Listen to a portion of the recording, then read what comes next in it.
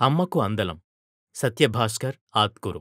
కౌసల్య రామ అనే caller ట్యూన్‌తో cell phone మోగింది. కొద్దిసేపటికి జానకమ్మ ఫోన్ ఆన్ చేసి హలో అంది. అమ్మా నేను సంధ్యని అని అవతల వైపు నుంచి వినిపించింది. ఆగకుండా తనే అదేమిటి అంతసేపు పట్టిందేమిటి ఫోన్ తీయడానికి అని ప్రశ్నించింది.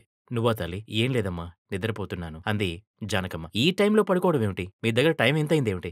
సాయంత్రం 5 గంటలు అయి ఉంటుంది. అసుర సంధ్య వేళ పడుకోవద్దని నువ్వే చెప్తావుగా. ఒంట్లో బాగోలేదా? అడిగింది సంధ్య. బాగానే ఉందమ్మా. ఏదో అలసిపోయినట్టయి కన్ను మూతపడింది అని దగ్గింది. నువ్వు అబద్ధం చెప్తున్నావు. ఆ దగ్గేమిటి? మాట మాట్లాడడానికి కూడా ఆయాసపడుతున్నావు. నాన్న ఇంట్లో లేడా? ఆందోళనగా అడిగింది సంధ్య. అంత సీరియస్‌గా ఏమీ లేదే. సీజన్ మారుతోందిగా. మళ్ళీ దగ్గు. అందుకే కాస్త జలుబు చేసింది. విక్స్ రాసుకున్నాను. తగ్గిపోయిందిలే అంది జానకమ్మ. నాన్న ఏడి? ఇంట్లో లేడా? ముందా విషయం చెప్పు. నిన్నొక్కదాన్ని ఇంట్లో వదిలేసి సీరియల్స్, షార్ట్ ఫిల్మ్‌లంటూ షూటింగ్‌లకు వెళ్ళాడా? సీరియస్‌గా అంది సంధ్య. ఏదో ఆయన పనులు ఆయనకుంటాయే. నాలాగా ఇంట్లో కూర్చొని వంటలు చేసుకునే మనిషా? వరంగల్ ఏదో సీరియల్ షూటింగ్ ఉందని మొన్న వెళ్లారు. 2 రోజుల్లో వచ్చేస్తారులే సర్ది చెప్తున్నట్టు అంది జానకమ్మ. అదేంటమ్మా ఉద్యోగం చేసినంత కాలం అటు ఉద్యోగం, ఇటు నాటకాలు, సీరియల్స్ షూటింగ్ అంటూ ఒక్క పూట కూడా ఇంట్లో లేకుండా తిరిగాడు. ఆదివారాలైతే అస్సలే కనబడేవాడు కాదు. నన్ను చెల్లిని కనిపెట్టుకుని రాత్రింబవళ్లు నువ్వే గాసావు. అటు వంట పని, ఇంట్లో పని, ఆయనకు సేవలు చేస్తూ నీ జీవితమంతా గడిచిపోయింది. ఒక్కరోజు సుఖపడింది లేదు. యంత్రంలా పనిచేశావు. ఈ రోజు మేం చదువుకొని అమెరికాలో సెటిల్ అయ్యామంటే అంతా నీ చాకిరీ వల్లే గదమ్మా. రిటైర్ అయ్యాకన్నా ఇంటి పట్టున ఉండి నిన్ను చూసుకుంటాడంటే అదీ లేదు. ఇంకా బిజీ అయిపోయాడు. నీకు ఒంట్లో బాలేదని ఆయనకు తెలుసా? ఆవేదనగా అంది సంధ్య. అదేంటే నాన్నగారిని అంత మాటంటావు? ఆయన బయట తిరిగి సంపాదించకపోతే మనమందరం బతికేవాళ్లమా? ఇంత బాగుపడేవాళ్లమా? మా తరం ఆడవాళ్ల జీవితమే ఇంతమ్మా. మాకు వేరే వ్యాపకమేముంటుంది? సంసారం చేయటం, పిల్లల్ని కనటం, వాళ్ళని కనిపెట్టుకుని పెంచి పెద్దవాళ్ళని చేయటం. మా అమ్మ అదే చేసింది. నేను అదే చేశాను. అదేదో విడ్డూరంలాగా నేనొక్కదాన్నే కష్టపడిపోయినట్టు మాట్లాడతావు? దీర్ఘాలు తీస్తూ అంది జానకమ్మ. నువ్వెప్పుడు అనే మాట ఇదేగాని నాన్నకు నీ జ్వరం గురించి తెలుసా లేదా? ఆ మాట చెప్పు. విసుగ్గా అంది సంధ్య. ఆయన బయలుదేరేటప్పుడే కొద్దిగా మొదలైందమ్మా. కానీ ఆయన షూటింగ్ అప్పటికే ఫిక్స్ అయింది. అది మానకూడదని చెప్పాడు. నేనే వెళ్ళమని చెప్పానులే. దాందేముంది? అవసరమైతే పక్కింటి ఆంటీని తోడుగా తీసుకుని డాక్టర్ దగ్గరకు వెళ్ళమని చెప్పారు. 1, 2 రోజులు తగ్గకపోతే ఆ పనే చేస్తాలే. మళ్ళీ దగ్గసాగింది జానకమ్మ. పీకల మీదకొచ్చేదాకా ఇంట్లో అలాగే పడుకో. ఆయనకు బుద్ధి లేదు, నీకు లేదు. నాన్న కనీసం ఫోన్ చేసి తెలుసుకుంటున్నాడా? సంధ్య కోపంగా అంది. ఆయనేం చేస్తాడు? ఆయన షూటింగ్ చేసే ప్లేస్‌లో ఫోన్ సిగ్నల్స్ ఉండవట. ఎందుకే ఊరికే అంత కంగారుపడి ఇంతెత్తున ఎగురుతున్నావు? నేను ఈరోజే డాక్టర్ దగ్గరికెళ్ళొస్తాలే అంది జానకమ్మ. ఇవాళ మొదటిసారి కాదు గదమ్మా! ఇలా ఎంతకాలం ఒంటరిగా గడుపుతావు? షూటింగ్లు, నాటకాలంటూ నాన్న ఊరి మీద తిరుగుతూ ఉంటాడు. నువ్వేమో పిచ్చిదానిలా ఆ వెధవ టీవీ పెట్టుకుని ఆయనెప్పుడొస్తాడా పాదసేవ చేద్దామని ఎదురుజూస్తూ ఉంటావు. అమ్మమ్మంటే చదువుకోలేదు. వాళ్ళ తరం అలా గడిచిపోయింది. నువ్వు చదువుకున్నా, ఉద్యోగం లేకుండా మా కోసమే ఇన్నాళ్లు గడిపావు. నీక్కూడా 60 ఏళ్ళు దాటాయి గదా! ఇప్పటికైనా నిన్ను సుఖంగా జూడాల్సిన బాధ్యత ఆయన మీద లేదా? మేమేమైనా మాట్లాడితే ఆయనకు కోపం. ఇంతెత్తున లేస్తాడు. నువ్వు కూడా మీ అమ్మలాగానే ఇంట్లో మగ్గిపోవాలని అనుకోకు. నీ వెనక మేమున్నాం. ఇదిలా కాదు గానీ, నేను, చెల్లి కలిసి ఏదోకటి ఆలోచిస్తాం. ముందు నువ్వు డాక్టర్ దగ్గరికెళ్ళిరా. ఏమన్నాడో నాకు మెసేజ్ బెట్టు. ఉంటా అని ఫోన్ పెట్టేసింది సంధ్య. ఏమిటో ఈ కాలం పిల్లలు అని అనుకుంటూ ఉస్సూరుమంది జానకమ్మ. వారం రోజులవుతుందనుకున్న షూటింగ్ 15 రోజులవడంతో ప్రముఖ నటుడు సుబ్రహ్మణ్యం ఆలస్యంగా ఇంటికి చేరాడు. షూటింగ్ తాలూకు జ్ఞాపకాల్ని నెమరేసుకుంటూ, ఆ నెల్లో చేయాల్సిన ఇతర కార్యక్రమాల్ని సరిజూసుకుంటూ, తోటి కళాకారులతో మాటలు చెప్పుకుంటూ రిటర్న్ జర్నీ హుషారుగా గడిచిపోయింది. ఇంటి ముందు కార్ ఆగే వరకు సమయమే తెలియలేదు. టైం చూస్తే మధ్యాహ్నం 1 గంట అవుతోంది. చేతిలో సూట్ కేస్‌తో దిగిన ఆయనకు తన శ్రీమతి ఎదురొస్తుందనుకుంటే గేటుకు తాళం వెక్కిరిస్తున్నట్టు కనబడింది. దాంతో ఈ ప్రపంచంలోకి వచ్చిపడ్డాడు. ఎక్కడికి పోయిందీవిడ? అని విసుక్కుంటూ వచ్చి డూప్లికేట్ కీస్‌తో తాళం వేసి ఇంట్లోకి ప్రవేశించాడు. ఎప్పుడూ తళతళలాడుతూ కనబడే పోర్టికో వరండా దుమ్ము, ధూళితో ఉండడం చూసి ఆశ్చర్యం కలిగింది. జానకేమైంది? ఇల్లంతా దుమ్ము కొట్టుకుపోయింది. ఎప్పుడిలా ఉంచదే? అనుకుంటుంటే తాను వెళ్ళేటప్పుడు ఆమె జ్వరంతో ఉండడం గుర్తొచ్చింది. కొంపదీసి ఏమీ కాలేదుగా? గుండె ఒక్కసారిగా ఆందోళనతో వణికింది. ఛీఛీ! నేనే తప్పు చేశాను. మధ్యలో ఒక్కసారి కూడా ఫోన్ చేయలేదు అని తిట్టుకున్నాడాయన. సరే ఇప్పుడేమనుకుని ఏం లాభం? ఇక నుంచైనా జాగ్రత్తగా ఉండాలి. ఇలా ఎప్పుడూ కాలేదు. అనుకుంటూనే తలుపు తీసి ఇంట్లోకి ప్రవేశించాడు. హాల్‌లో పరిస్థితి అలాగే ఉంది. కనీసం వారం రోజుల నుంచి ఇంట్లో ఎవరూ లేని ఆనవాళ్లు కనబడుతున్నాయి. చేతిలోని సూట్ కేసును టీపాయ్ మీద పడేసి జేబులో నుండి ఫోన్ తీసి జానకి నంబర్‌కు డయల్ చేశాడు సుబ్రహ్మణ్యం. భార్యకేమైందో అనే ఆందోళన ఆయన మొహంలో కొట్టొచ్చినట్టు కనబడుతోంది.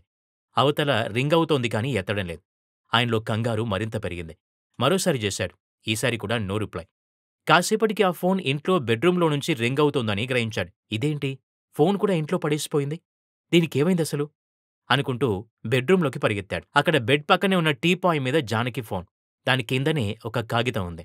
దానిపై "ఏవండీ మీరు వెళ్ళిపోయాక నాకు జ్వరం పెరిగిపోయింది. పెద్దమ్మాయి ఫోను చేసి దాని ఫ్రెండ్ సుజిని పంపి హాస్పిటల్‌లో జాయిన్ చేయించింది. దేవుడి దయ వల్ల 2 రోజుల్లోనే కోలుకున్నాను. ఆ 2 రోజులు సుజి వాళ్ళ ఆయన నాతోనే ఉన్నారు. మీకు ఫోను చేస్తే కలవలేదు. పిల్లలిద్దరూ కలిసి మాట్లాడుకొని నాకు అమెరికాకు టికెట్ బుక్ చేశారు. నేను వద్దని ఎంత చెప్పినా వినలేదు. మీరు రాగానే మిమ్మల్ని కూడా అమెరికాకు రప్పిస్తామని అనటంతో నేను మొన్న గురువారం నాడు అమెరికాకు బయలుదేరాను. సుజి వాళ్ళు విమానం ఎక్కే వరకు నాతోటే ఉన్నారు. మీరింటికొచ్చేసరికి నేను లేకపోవడం మీకు ఇబ్బంది కలిగి ఉంటుంది. నన్ను క్షమించండి. పిల్లలు పట్టుపట్టారు. నేను రాకపోతే వాళ్ళ మీద ఒట్టే అని బలవంత పెట్టేశారు. మీరు రాగానే పిల్లలకు ఫోను చేయండి.